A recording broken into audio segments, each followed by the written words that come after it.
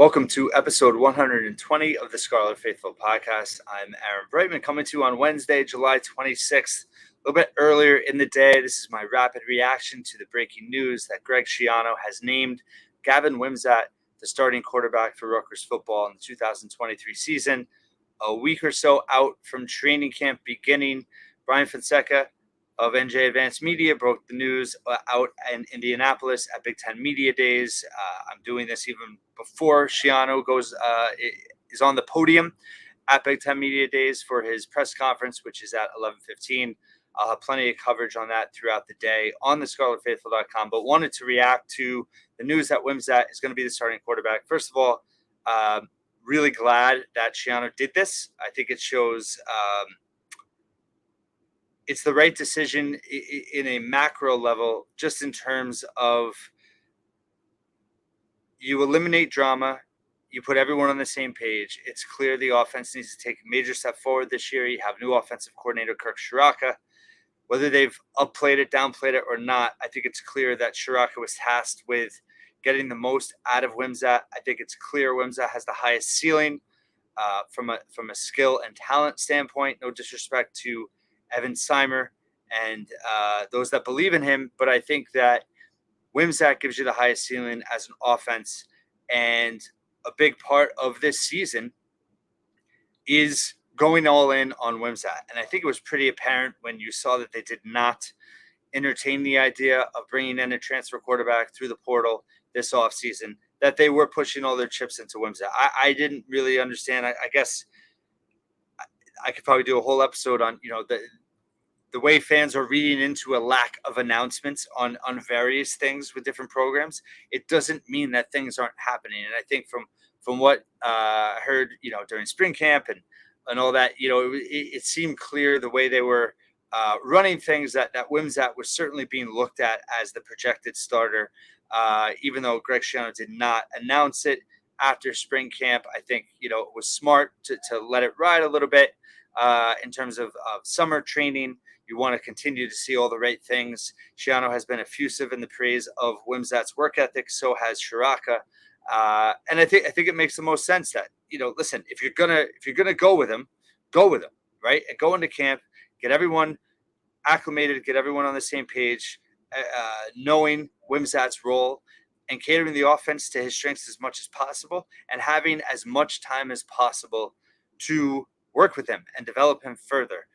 Ciarrocca will have a full spring with him. He'll now have a full training camp with him. And I think that's really key to his own development and to the potential growth of the offense. Wimsatt, I've spoken about, even had a podcast last week about things that the offense can do to improve this year. I think, obviously, Wimsatt being at full health is huge. Having the ability to use his legs is going to give him a weapon that I think is going to keep defenses off balance. How much will Rutgers tap into that? How much are they going to roll him out, which is definitely something they worked on in the spring. I think that will help bring a little bit of unpredictableness, but also comfortability for him working outside the pocket. I think it's safe to say he's not a true natural drop back passer. And, his decision-making, his accuracy, that's really going to be key in how successful he is as a quarterback. Had the second lowest completion percentage in FBS college football last year. But, in fairness to him, I mean, there was certainly a lot of adversity he dealt with. Obviously, all his starts came following Sean Gleason's firing, the offensive coordinator that brought him to Rutgers. He was just a year removed from high school. He got injured, missed 3 games, was not 100% when he came back. Again, wasn't able to utilize his legs as a running option. And it really limited his skill set. And I think, you're then learning a kind of an offense on the fly with Nunzio. So I think that this is the true measurement for him, right? We will know this season whether Wimsatt is the guy or not. And I think it makes sense. Listen, Rutgers has invested in him. He's the highest rated recruit of the modern era in terms of quarterback. There's been NIL put on him. There is again, the biggest key to me is just that he clearly gives you the highest ceiling in terms of his talent, in terms of his skill level. And I think that you got to give him every chance to maximize his potential. And naming him now does that. It also helps the rest of the offense in terms of, the offensive line and getting comfortable and learning from him and blocking schemes and what works best for him. You have a brand new, not a brand new, but your two best receivers might be brand new in terms of Jaquay Jackson, Nassim Brantley. This gives Wimsatt the most reps with them. You have a new tight end in Sean Bowman. This is what Rutgers needs. And, Shiraka, he wasn't the sexiest hire. It's not, what everyone wanted. And when I mean everyone, certain people, right, were disappointed by the hire. But I think what Shiraka brings you is stability and competency. And I think what we're seeing now is decisions being made in a competent manner. And I think that, I did think last year Schiano's criticism of, dragging things along with the quarterback, as we found out, Noah Vedra was hurt. And that's a big part of why they didn't name a starter earlier. But this is refreshing, right? This is you're going into training camp. Everyone's on the same page. The fan base, the team, the quarterback room, everyone's working together. He did. Per Fonseca said Evan Simon is the clear backup. True freshman Johnny Shepard is the number 3, and everyone's working on the same plan now. So I think that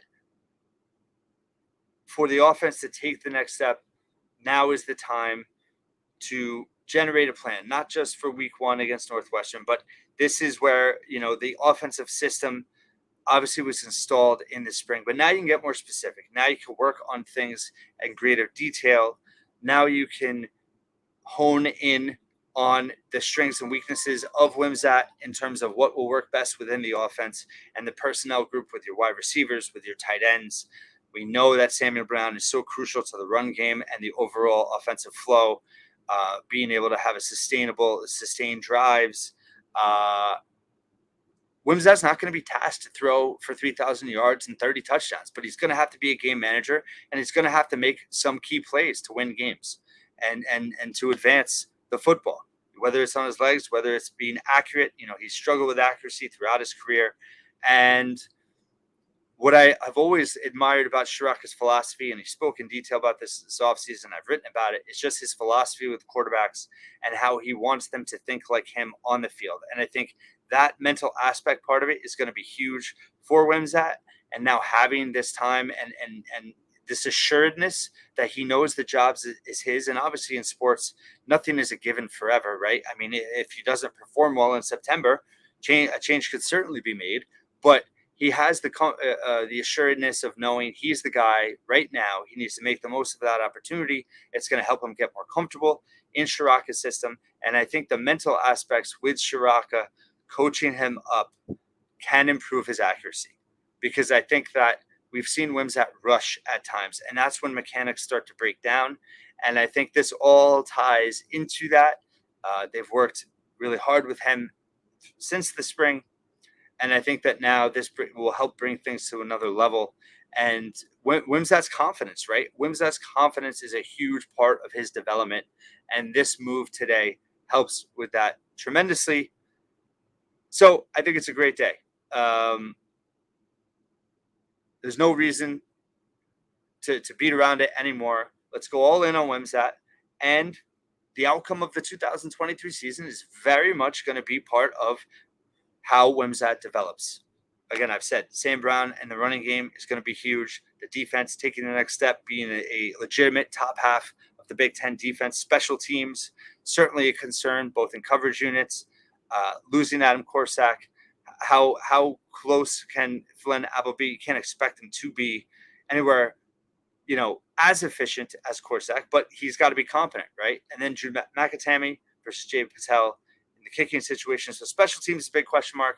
Can the defense take the next step? Can Sam Brown be that guy in the run game that will provide that support for Wimsatt? Obviously, the offensive line is a big part of that. Can the wide receivers develop?